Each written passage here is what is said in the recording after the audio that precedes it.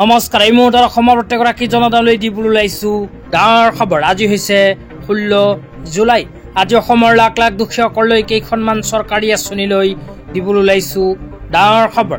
যিসকল মানুহে ভিডিঅ'টোত ক্লিক কৰিছে অনুগ্ৰহ কৰি ভিডিঅ'টো স্কিপ নকৰি প্ৰথমৰ পৰা শেষলৈ চাই থাকিব, কিয়নো এইটো ভিডিঅ'ৰ মাজত PM কিষাণ আঁচনিৰ পৰা আৰম্ভ কৰি মহিলাসকললৈ কেইখনমান গুৰুত্বপূৰ্ণ খবৰ প্ৰদান কৰিম।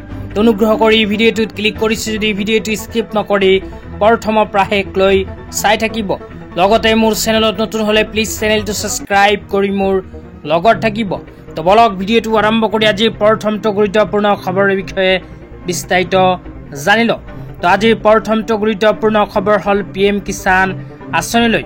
তো আপোনালোকে মোবাইল স্ক্ৰীনত চাব পাৰিছে PM কিষাণ আঁচনি 20 নম্বৰ কিস্তিৰ 2000 টকা প্ৰদানক লৈ নিউজ পৰ্টেলৰ ফালৰ পৰা এনেকৈ এখন আপডেট প্ৰদান কৰিছে। তো ইয়াতে কি লিখা আছে, কেতিয়া PM কিষাণ আঁচনি 20 নম্বৰ কিস্তিৰ 2000 টকা সোমাবহে আপোনালোকক জনাই দিছোঁ। অনুগ্ৰহ কৰি ভিডিঅ'টো স্কিপ নকৰি চাই থাকিব। তো ইয়াতে লিখা আছে under the Pradhan Mantri Kisan Samman Nidhi PM Kisan scheme eligible farmer receive financial assistance of ৰেছ 2003 times of a year directly into their bank accounts. The 20 installment of the scheme is now waited. তাৰ পিছত আৰু লিখা আছে and there is speculation that is might be released on July 18. তো তাৰ পিছত আৰু কি লিখা আছে পঢ়ি আপোনালোকক বিতংভাৱে বুজাই দিম। অনুগ্ৰহ কৰি ভিডিঅ'টো স্কিপ নকৰি চাই থাকিব।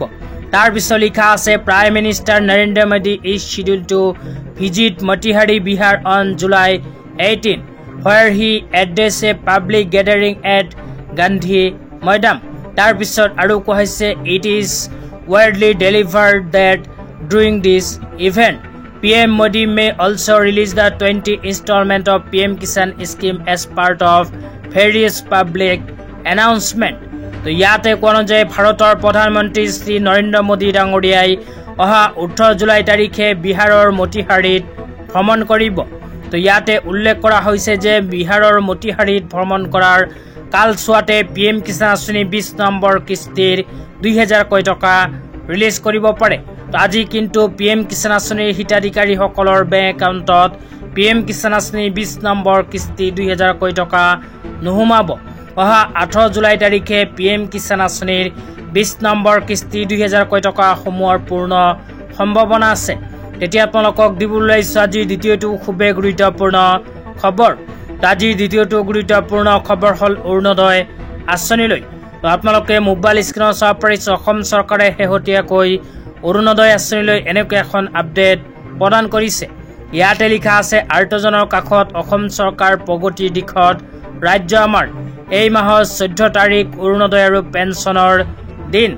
অসম চৰকাৰে প্ৰতি মাহৰ 10 তাৰিখটো কিন্তু আগৰ প্ৰায় অৰুণোদয় আঁচনিৰ দিন হিচাপে ঘোষণা কৰিছে, কিন্তু চলিত জুলাই মাহত অসম চৰকাৰে 10 জুলাই তাৰিখৰ পৰিৱৰ্তে 14 জুলাই তাৰিখে অসমৰ লাখ লাখ দুখীয়াসকলৰ বেংক একাউণ্টত অৰুণোদয় আঁচনিৰ লগতে কেইখনমান পেঞ্চন আঁচনি টকা প্ৰদান কৰিছে। তো যোৱা 10 জুলাই তাৰিখে কিন্তু অসম চৰকাৰে অৰুণোদয় আঁচনিৰ 1250 টকা প্ৰদান কৰা নাছিল। তো ইয়াতে উল্লেখ কৰা তথ্য অনুযায়ী অসম চৰকাৰে যোৱা 14 জুলাই তাৰিখে অসমৰ 38,22,055 গৰাকী দুখীয়াৰ বেংক একাউণ্টত সোমাই দিছে চৰকাৰী ধন। আঁচনি কেইখনৰ নাম আপোনালোকক জনাই দিছোঁ।